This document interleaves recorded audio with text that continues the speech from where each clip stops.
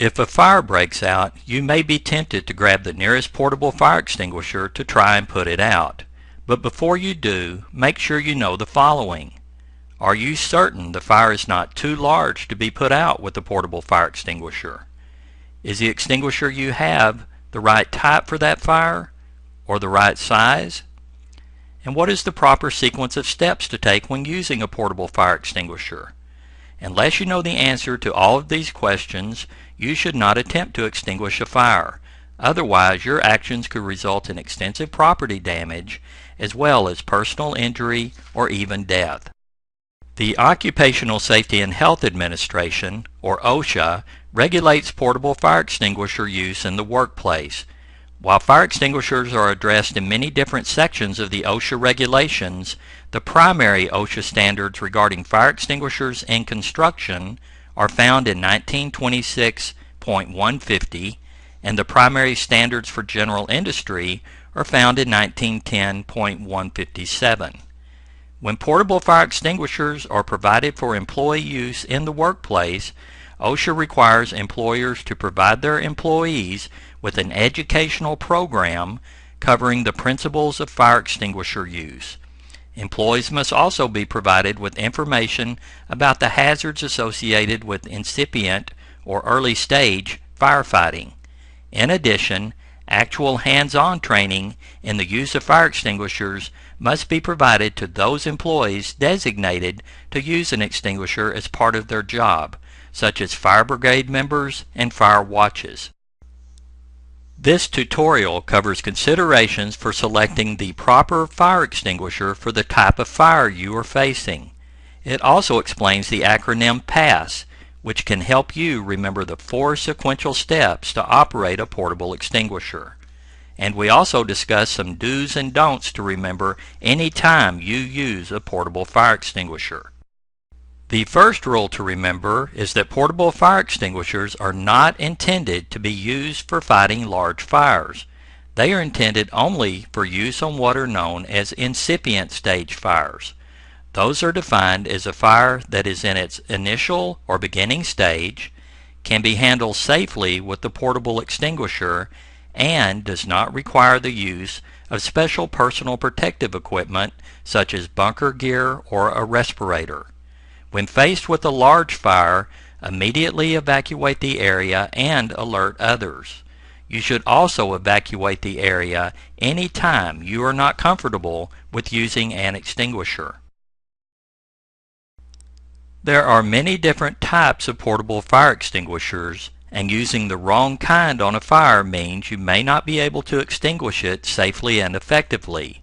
For example, most everyone knows that oil and water don't mix, and that is the reason you would not want to use an extinguisher that sprays water on burning liquids. That can actually make the flame spread. Some fire extinguishers are intended for use on a single type or class of fire material, while others are designed for use on a combination of 2 or more classes of fires. Just check the label on your extinguishers to know which type or types of fire they are intended to extinguish. Class A rated fire extinguishers will be marked with symbols similar to those pictured here.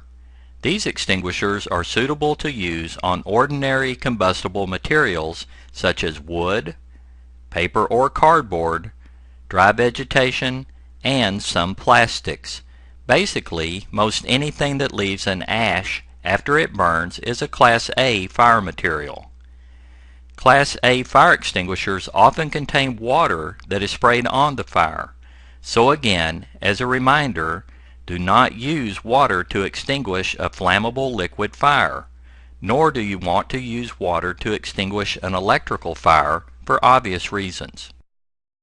Class B rated fire extinguishers will be marked with symbols similar to those pictured here. These extinguishers are suitable for use on fires involving flammable liquids such as gasoline and diesel, solvents, and oil or grease. CO2 extinguishers, which contain gaseous carbon dioxide, displace oxygen so the fire cannot continue to burn. These extinguishers are often used on Class B fire materials. While they are effective, the CO2 can displace the oxygen inside of a small enclosed space. So only use these extinguishers where there is plenty of natural ventilation. Also, the horn-shaped nozzle where the gas is discharged can become extremely cold. Cold enough to cause frostbite, in fact. So use caution when handling one of these type extinguishers. A Class C rating, signified by symbols like those pictured here, mean the fire extinguisher can be used on a fire near or involving energized electrical equipment. This designation is typically seen on combination type fire extinguishers that are suitable for use on other types of fire too. Class D rated fire extinguishers will be marked with symbols similar to those pictured here. These extinguishers are intended to be used on fires involving combustible metals that actually burn, such as magnesium, sodium, or potassium. Class K fire extinguishers, which are the newest type on the market, are marked with symbols similar to those pictured here. These specialty extinguishers are designed for use on kitchen fires, specifically those involving deep fryers which contain animal-based oils or fat, as well as vegetable oils. Some fire extinguishers are rated for use on only one class of fire material, such as A, or B, or D. However, most extinguishers are designed for use on two or more classes of fire material. For example, this foam extinguisher is rated for use on fires involving Class A and B fire materials, while this CO2 extinguisher is suitable for use on Class B and C fires. But the most prevalent type extinguisher found in most workplaces are combination ABC extinguishers. These commonly contain a dry powder that smother out a fire, much like you would with a blanket, and can be used to extinguish fires involving ordinary combustible materials, flammable liquids, and electrical equipment. So, check the labels of your portable fire extinguishers in your workplace so you will know what type or types of fire they are rated to extinguish.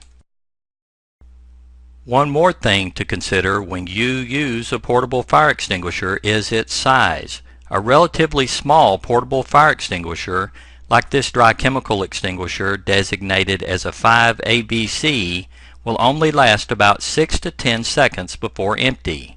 A larger extinguisher, like a 20ABC, will last somewhere around 25 to 35 seconds before it is emptied. While that is certainly a longer time, most people are surprised at how fast even a large fire extinguisher can be completely emptied. There are 4 basic steps to use most portable fire extinguishers. However, people often panic when they see a fire and forget exactly what to do. To help you remember the 4 basic steps of fire extinguisher use, just remember PASS, or PASS. The P stands for pull the pin.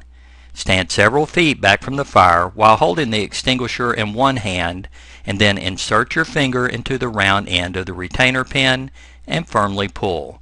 And don't worry, the thin plastic band that holds the retainer pin in place on most extinguishers will break relatively easy. The second step is to aim the nozzle or discharge hose at the base of the fire. The idea is to apply the fire extinguishing media towards the material that is burning and not at the flames that may be leaping up high. Step 3 is to squeeze the handle to discharge the fire extinguisher. If you let go of the handle, the discharge will stop, and if you squeeze it again, it will resume. The fourth and final step is to sweep from side to side as you slowly approach the fire. This allows you to cover all of the burning material and not just that located at the center of the fire. In review, the 4 steps of the PASS method are: pull the pin out of the handle, aim at the base of the fire, squeeze the handle, and sweep from side to side. Here are some important things to keep in mind in case you are going to try and extinguish a fire. The first is to never get yourself in a position where you could be trapped should the fire spread. Always maintain a clear path away to the nearest exit or other safe area and evacuate immediately if the flames, heat, or smoke seem to be getting out of control. And once you have extinguished the fire, keep an eye out for flare-ups. Sometimes the fire continues to smolder beneath the burnt debris, and it is not uncommon for a fire to reignite several minutes later.